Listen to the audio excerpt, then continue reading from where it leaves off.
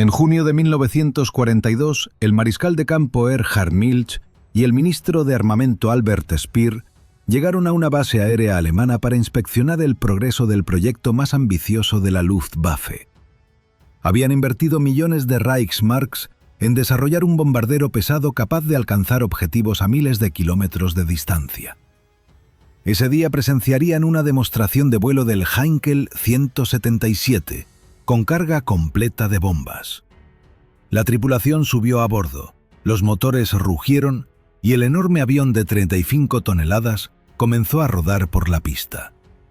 Despegó sin problemas aparentes y ascendió ganando altura mientras los dos funcionarios observaban desde tierra con satisfacción. Pero entonces ocurrió lo impensable.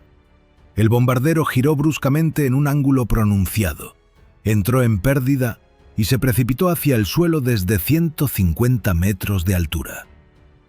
El impacto fue devastador. Toda la tripulación murió instantáneamente. Milch miró los restos humeantes y pronunció unas palabras que resumían perfectamente la tragedia de este proyecto. ¿De qué sirve tener el mejor avión del mundo si no puede dejar de desintegrarse en pedazos? Este no fue un incidente aislado. El Heinkel 177 se convirtió en la pesadilla viviente de la aviación alemana durante la Segunda Guerra Mundial. Los pilotos lo apodaron de formas que helaban la sangre: el mechero de la Fuerza Aérea, el ataúd flamígero, el bombardero de ida solamente y el volcán. Estos nombres no surgieron de la propaganda enemiga, sino de la experiencia real de quienes debían volar en él. La mayoría de los accidentes que sufrió este avión no fueron causados por fuego enemigo, sino por fallos mecánicos catastróficos que ocurrían sin previo aviso. Los motores se incendiaban espontáneamente durante el despegue, en pleno vuelo e incluso cuando el avión permanecía en tierra. Las tripulaciones sabían que cada misión podría ser la última, no por los cazas británicos o soviéticos, sino por su propio avión. Adolf Hitler despreciaba profundamente este bombardero. Hermann Göring, comandante en jefe de la Luftwaffe, también lo odiaba con pasión. Sin embargo, algunos pilotos e ingenieros seguían defendiendo el proyecto con un optimismo desesperado, creyendo que los problemas técnicos eventualmente se resolverían. Estaban completamente equivocados. El Heinkel 177 fue el único bombardero pesado de largo alcance que Alemania produjo en cantidades significativas durante la guerra. Aproximadamente 1.500 ejemplares salieron de las fábricas, consumiendo recursos industriales vitales que podrían haberse utilizado para construir cazas defensivos cuando las ciudades alemanas ardían bajo las bombas aliadas. Los historiadores consideran que todo el esfuerzo invertido en intentar arreglar este avión defectuoso contribuyó significativamente a la derrota alemana en la guerra aérea. Pero ¿cómo fue posible que un proyecto tan claramente fallido continuara durante años devorando materiales, mano de obra especializada y dinero que Alemania no podía permitirse desperdiciar? La respuesta se encuentra en una obsesión que comenzó años antes de que estallara la guerra, en los cielos de España, donde se probaron tácticas que marcarían el destino de la aviación alemana. Durante la Guerra Civil Española, Hitler envió una pequeña fuerza aérea para apoyar a Francisco Franco. Esta unidad, conocida como la Legión Cóndor, se convirtió en un laboratorio experimental donde se probaron diversas tácticas de combate aéreo. Fue allí donde el bombardeo en picado del Junkers 87 Stuka demostró una precisión devastadora contra objetivos terrestres. Los pilotos veteranos que regresaron de España trajeron datos convincentes.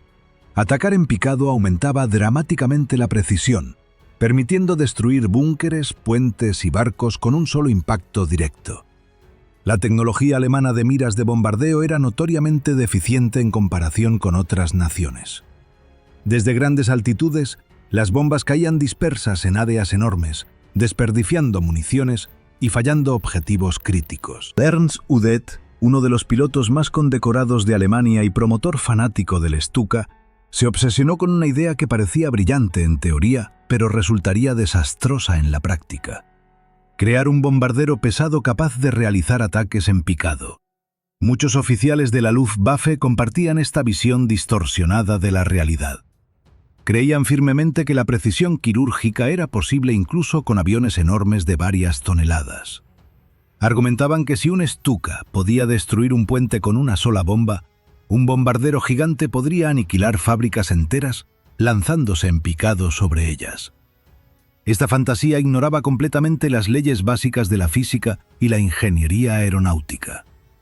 La oportunidad para desarrollar este concepto equivocado llegó en junio de 1936, cuando el general Walter Weber murió en un accidente aéreo. Weber había sido el principal defensor del bombardeo estratégico en Alemania y presionaba constantemente para desarrollar bombarderos de largo alcance capaces de atacar las fábricas soviéticas en los montes Urales. Su proyecto original, denominado Bombardero A, requería transportar al menos 1.000 kilogramos de bombas a una distancia de 5.000 kilómetros, volando a no menos de 500 kilómetros por hora. El concepto era crear un bombardero tan rápido que pudiera escapar de cualquier caza enemigo, la doctrina conocida como Schnellbomber. Con Weber muerto, sus adversarios ideológicos tomaron control del proyecto y comenzaron a retorcerlo según sus propias obsesiones. En noviembre de 1937 se completó una maqueta del avión con la designación 8-177. El alto mando de la Luftwaffe confirmó entusiasmado que el nuevo diseño poseía suficiente resistencia estructural para realizar ataques en picado de grado medio. Heinrich Heinkel, el diseñador jefe, respondió con absoluta franqueza que el avión jamás sería capaz de realizar maniobras de bombardeo en picado exitosamente. Explicó con argumentos sólidos que resultaría demasiado pesado y sobredimensionado como bombardero, haciéndolo incapaz de ejecutar un picado casi vertical sin estrellarse directamente contra el suelo. En el mejor de los casos podría realizar un picado superficial o planeo, pero ni siquiera eso funcionaría correctamente. Nadie escuchó sus advertencias. Los ingenieros recibieron órdenes directas de modificar el diseño para bombardeo en planeo y reforzar toda la estructura para soportar las tensiones del picado. Esta decisión añadió peso innecesario que empeoraría el consumo ya excesivo de combustible. El resultado final fue clasificado como bombardero pesado con características prometedoras sobre el papel. Supuestamente podía transportar 2 toneladas de bombas hasta objetivos ubicados a 2.400 kilómetros dentro de territorio enemigo, volando a 362 kilómetros por hora. Esto permitiría alcanzar convoyes aliados en el Atlántico e instalaciones soviéticas más allá de los Urales. Para defensa llevaba 3 torretas de ametralladoras MG-131 controladas remotamente desde la cabina, más un emplazamiento tripulado en la cola contra ataques laterales. Pero el verdadero problema residía en su sistema de propulsión, una decisión de ingeniería que resultaría fatalmente equivocada. El avión utilizaba 4 motores Daimler-Benz DB601V12, pero solo tenía 2 hélices. Cada hélice era impulsada por 2 motores acoplados juntos en una configuración extremadamente apretada. Los motores estaban cubiertos por una cubierta aerodinámica que atrapaba el calor y los hacía funcionar a temperaturas peligrosamente altas. Compartían un sistema de escape central que exacerbaba el sobrecalentamiento y encendía cualquier aceite o grasa que se filtrara de los motores. Era literalmente una bomba incendiaria esperando explotar. Hitler mismo habló sobre este desastre en una reunión con su Estado Mayor el 1 de febrero de 1943. Le dijo al general Hans Jeschonek que debía repetirlo una y otra vez. Consideraba todo el modelo 177 un error garrafal, porque ya durante la Primera Guerra Mundial se había demostrado que instalar 2 motores en un solo eje era extremadamente difícil de resolver y había causado dificultades constantes. Además del sistema de motores defectuoso, el tamaño colosal del Heinkel 177 lo convertía en un blanco perfecto para la artillería antiaérea desde tierra. Su silueta masiva era visible desde kilómetros de distancia, eliminando cualquier posibilidad de sorpresa táctica. El consumo de combustible resultaba obscenamente alto incluso en condiciones normales de vuelo. Cuando Heinkel añadió toneladas adicionales de refuerzos estructurales para permitir el bombardeo en picado, el rendimiento del combustible empeoró hasta niveles absolutamente inaceptables. Hermann Göring confesó después de la guerra a la encuesta estratégica de bombardeo estadounidense que tuvo que retirar el avión del servicio porque consumía demasiada gasolina y Alemania simplemente no disponía de suficiente. Esta admisión revelaba la cruda realidad. Incluso si el bombardero hubiera funcionado perfectamente, el Reich no podía permitirse operarlo. Los ingenieros se negaban a abandonar el proyecto y continuaron rediseñando el Heinkel 177 repetidamente. Introdujeron versiones más nuevas del bombardero que luego eran modificadas aún más en el campo de batalla por técnicos desesperados. Ninguno de estos cambios pudo superar los defectos inherentes incorporados desde el diseño original. Existía un problema particular que nunca lograron resolver. El avión se desviaba bruscamente hacia los costados durante el despegue sin razón aparente, provocando que saliera de la vista y se estrellara. Esta falla mató a docenas de tripulaciones antes de siquiera de despegar del suelo alemán. En su libro La ascensión y caída de la Luftwaffe, el autor David Irving documentó que Göring se quejaba constantemente sobre lo absurdo que consideraba el requisito de capacidad de bombardeo en picado para un bombardero pesado. En una ocasión declaró que era una idiotez absoluta exigir a un bombardero de 4 motores que se lanzara en picado. Si te hubieran informado sobre esto, aunque fuera por un momento, habría exclamado inmediatamente qué clase de disparate era ese. Pero ahora estaban atrapados con esa decisión desastrosa. El primer prototipo Heinkel 177V-1 realizó su vuelo inicial el 9 de noviembre de 1939, pilotado por el teniente Karl Franke. El vuelo terminó después de apenas 12 minutos, porque los motores se sobrecalentaron peligrosamente. Franke habló favorablemente sobre las características generales de manejo del bombardero, pero se quejó amargamente de vibraciones en los ejes de las hélices, superficies de cola inadecuadas y un aleteo preocupante que acompañaba cualquier movimiento vigoroso de los elevadores. Estos problemas técnicos nunca desaparecerían completamente a pesar de años de modificaciones. Las pruebas continuaron con resultados cada vez más desalentadores. Los motores se incendiaban regularmente, las tripulaciones de prueba sobrevivían por pura suerte, y los informes técnicos acumulaban páginas describiendo fallos catastróficos. Para cuando el Heinkel 177 finalmente demostró alguna utilidad marginal, habían ocurrido otros desarrollos que lo volvían completamente obsoleto. Los alemanes crearon el visor de bombardeo Lotfe 7, que finalmente era preciso desde altitudes de 4.000 metros. Esto hacía innecesario todo el concepto del bombardeo en picado que había justificado el proyecto desde sus inicios. La ironía era brutal.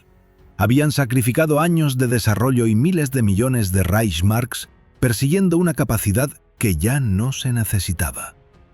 Sin embargo, casi 1.500 ejemplares del Heinkel 177 ya habían sido construidos, y el avión entró en servicio limitado tanto en el frente occidental como en el oriental.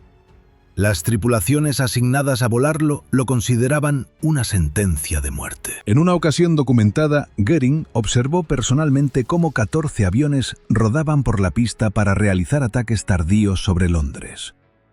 13 lograron despegar, lo cual ya era un milagro menor. 8 regresaron inmediatamente a la base con motores sobrecalentados antes siquiera de salir del espacio aéreo alemán. 1 se desvió por problemas mecánicos y solamente 4 alcanzaron Londres. De esos 4, 1 fue derribado por cazas británicos.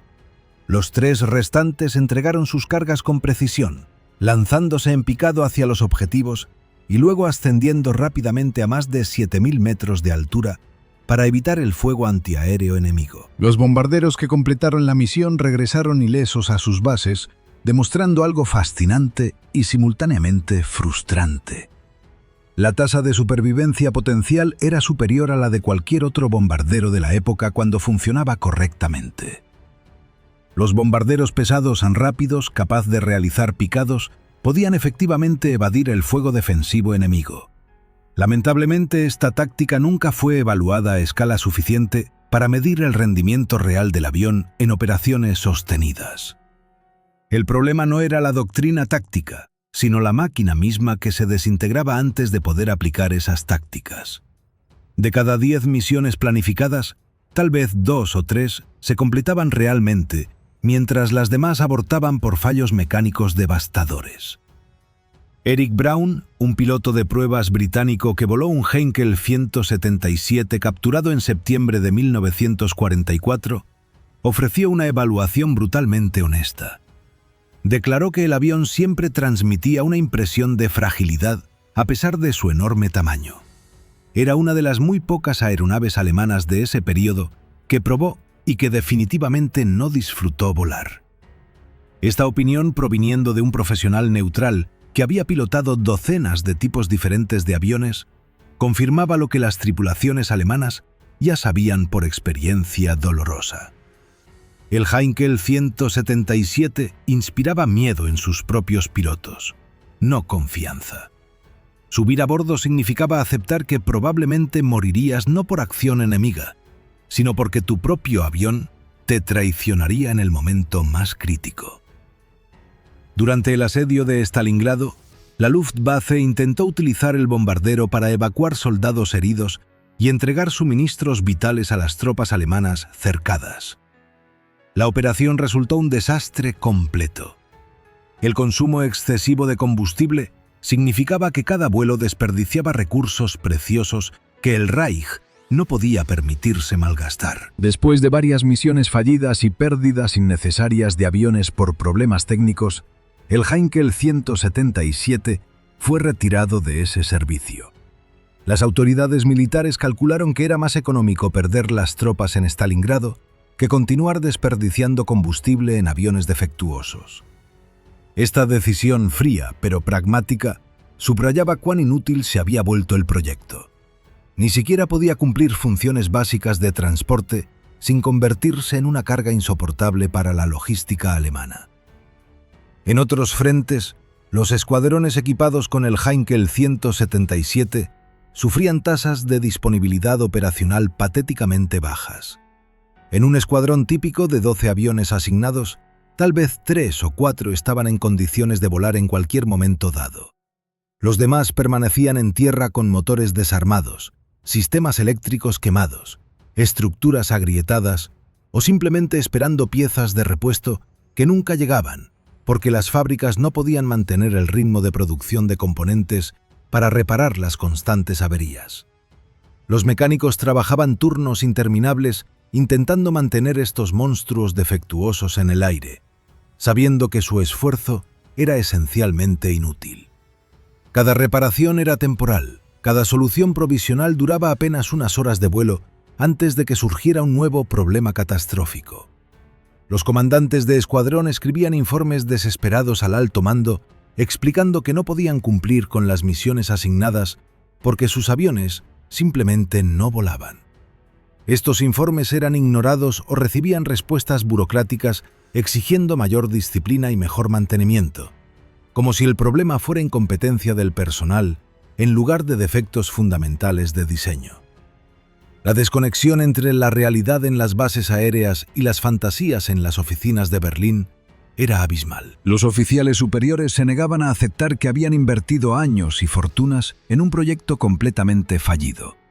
Admitir el fracaso significaría aceptar responsabilidad por uno de los mayores despilfarros de recursos en la historia militar alemana. Mientras tanto, las ciudades alemanas ardían bajo oleadas masivas de bombarderos británicos y estadounidenses. La Luftwaffe necesitaba desesperadamente cazas interceptores para defender el espacio aéreo del Reich. Cada tonelada de aluminio, cada motor Daimler-Benz, cada hora de trabajo especializado invertida en el Heinkel 177 era un recurso que no se destinaba a construir los Messerschmitt 109 o Focke-Wulf 190, que realmente podrían haber marcado diferencia en la guerra aérea. En octubre de 1944, las fábricas finalmente detuvieron la producción del Heinkel 177. Para entonces ya era demasiado tarde para salvar a la Luftwaffe del colapso inevitable. Los recursos masivos consumidos por este proyecto fallido habían dejado a Alemania sin defensas aéreas adecuadas precisamente cuando más las necesitaba. Los historiadores han calculado cuántos cazas podrían haberse construido con los materiales, mano de obra y presupuesto desperdiciados en casi 1.500 bombarderos defectuosos. Las cifras resultan asombrosas y deprimentes. Con esos mismos recursos, Alemania podría haber producido varios miles de interceptores modernos capaces de enfrentar las formaciones de bombarderos aliados que destruían sistemáticamente la infraestructura industrial alemana. La obsesión con el bombardeo en picado para aviones pesados había cegado completamente a los líderes de la Luftwaffe ante la realidad estratégica. Ernst Udet, cuyo entusiasmo fanático por los Stukas había iniciado toda esta catástrofe, se suicidó en noviembre de 1941, cuando finalmente comprendió la magnitud del desastre que había ayudado a crear. Su muerte no detuvo el proyecto porque la burocracia militar alemana continuó impulsándolo por inercia institucional, incapaz de admitir el fracaso monumental ante Hitler y Göring. Miles de ingenieros, técnicos y pilotos sabían que el avión era irremediable, pero nadie con suficiente autoridad tuvo el coraje de cancelar definitivamente el programa hasta que ya no quedaban recursos que desperdiciar. Los pilotos veteranos que sobrevivieron volando el Heinkel 177 contaban historias escalofriantes después de la guerra. Describían cómo los motores comenzaban a humear durante el rodaje en la pista, obligándolos a decidir en segundos si abortar el despegue o arriesgarse a que el avión se incendiara en pleno vuelo. Relataban misiones donde la mitad de la formación regresaba antes de cruzar las líneas enemigas porque sus aviones literalmente se estaban desintegrando en el aire. Mencionaban compañeros que murieron carbonizados cuando los motores explotaron sin advertencia, convirtiendo la cabina en un horno ardiente del cual era imposible escapar. Estas no eran exageraciones de propaganda, sino testimonios documentados de hombres que arriesgaron sus vidas en máquinas que los traicionaban constantemente. La tragedia del Heinkel 177 representa una lección brutal sobre las consecuencias de perseguir doctrinas militares equivocadas, ignorando evidencia técnica abrumadora. Desde el principio, Heinrich Heinkel y otros ingenieros advirtieron que un bombardero pesado no podía realizar bombardeos en picado efectivamente. Los primeros vuelos de prueba confirmaron estos problemas inmediatamente. Cada modificación posterior intentaba reparar síntomas sin abordar el defecto fundamental del diseño. La configuración de motores acoplados generaba calor excesivo que ninguna cantidad de reingeniería podría eliminar completamente. El peso adicional para reforzar la estructura destruía el rendimiento de combustible haciendo el avión logísticamente insostenible. El tamaño enorme lo convertía en blanco fácil, negando cualquier ventaja táctica del bombardeo en picado. A pesar de toda esta evidencia acumulada durante años de desarrollo y pruebas, el alto mando alemán continuó invirtiendo recursos críticos en el proyecto hasta los últimos meses de la guerra. Esta terquedad institucional costó a Alemania cualquier posibilidad de mantener superioridad aérea o incluso paridad con los aliados. Mientras las factorías alemanas producían bombarderos que se incendiaban en sus propias pistas, las fábricas británicas y estadounidenses producían oleadas interminables de cazas y bombarderos que dominaban los cielos europeos sin oposición efectiva. La Luftwaffe aprendió la lección demasiado tarde. Invertir excesivamente en diseños fundamentalmente defectuosos puede arruinar toda una fuerza aérea y con ella las posibilidades de victoria en una guerra moderna. El legado del Heinkel 177 es el de una advertencia histórica sobre cómo la arrogancia, la obsesión ideológica y la incapacidad de admitir errores pueden destruir incluso las organizaciones militares más poderosas desde dentro. Si te gustó esta historia sobre uno de los mayores fracasos de la aviación militar, déjame un me gusta y cuéntame en los comentarios qué otro avión problemático de la Segunda Guerra Mundial quieres que investigue. Suscríbete al canal para más historias fascinantes sobre la tecnología militar que cambió el curso de la historia. Nos vemos en el próximo vídeo.